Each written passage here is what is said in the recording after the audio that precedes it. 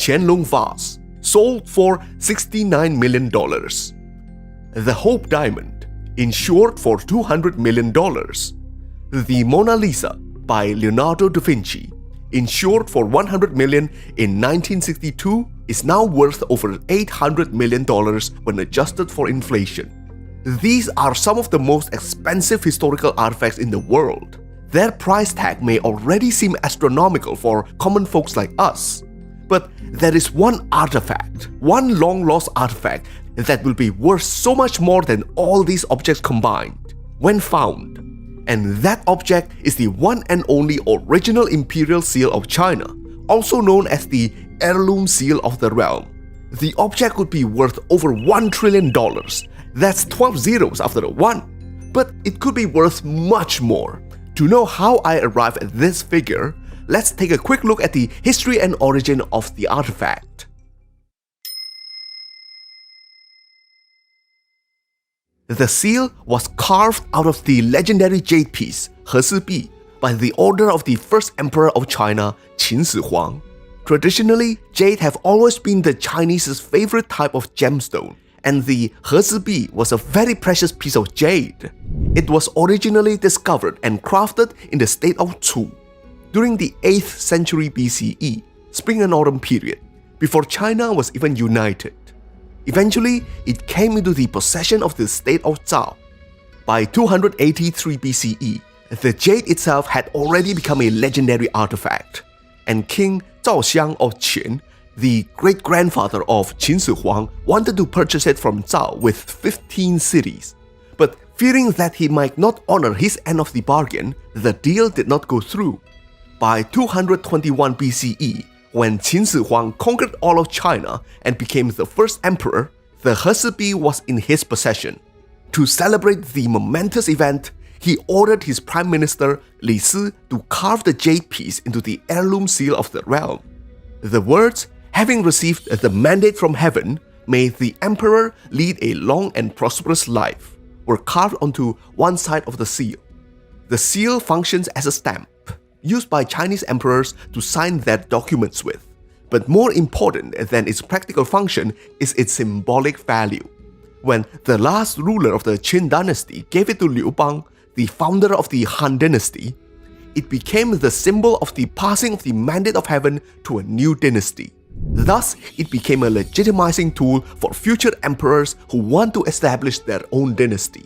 But of course, you will still need an army to win the war and secure power. Case point, Yuan Su. In the Three Kingdoms period, when Sun Jian discovered the seal in a well, after defeating the tyrant Dou, he gave it to his master, Yuan Su. And when Yuan Su declared himself an emperor prematurely, he drew the ire of all the other warlords and was quickly destroyed. Hold on, just before some of you try to correct me, you should know that the story of Sun Jian's son, Sun Ce, presenting the seal to Yuan Su to borrow 3,000 soldiers came from the Romance of the Three Kingdoms novel. In the real history, Sun Jian gave it to Yuan Su right after he discovered it.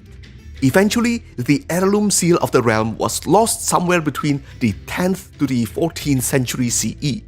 There are many theories as to how it got lost, but we don't know which version is the truth. During the Qing dynasty, the Manchu rulers were so afraid that the real heirloom seal of the realm would be rediscovered by a rebel, they created thousands of their own versions to devalue the original and make it difficult to find. One of these later creations itself could fetch up to $22 million at an auction. Now, how do we get the $1 trillion figure for the original? First of all, imagine if the real 100% genuine original heirloom seal of the realm is found, and it is put up to auction, and there is no way to steal it, and all the bidders have to bid for it fair and square, then the two biggest bidders for this artifact would obviously be the governments of China and Taiwan. Those two entities have the biggest stakes for this item. Obviously, owning the seal would not magically turn either side into the legitimate government of both sides of the strait. They have their own political system after all. But the owner of the seal can gain immense cultural clout and be considered as the true cultural successor of 5,000 years of Chinese history and civilization. Losing this to the opposing side will not only cause immense loss of face for the government, the citizens of the losing side will also be tremendously upset. So this auction is not just a matter of national prestige, it is also a matter of national security. China obviously has more spending power than Taiwan, so we can figure out the bottom price range for the artifact by figuring how much Taiwan is willing to spend for it. I'd say that 1 year's worth of gross national savings is a reasonable price point. In 2017, Taiwan's GDP is 572.6 billion, and their gross national savings is 34.9%.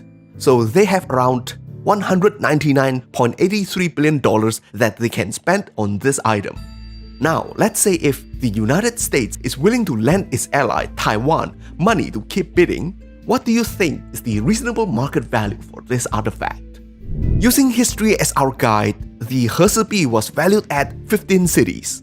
If we were to adjust it to inflation and use the GDP of a middle-of-the-range Chinese cities like Shaoxing in China and multiply it by 15, then we get slightly over $1.1 trillion. But what is the absolute top limit China can spend on this thing? Using the same calculation method for Taiwan, we have $5.5 trillion. But then again, would they be willing to spend this much money for it though? I don't know. But what do you think? Can anything in the world, even if it is a civilization's cultural legacy, ever be worth that much money?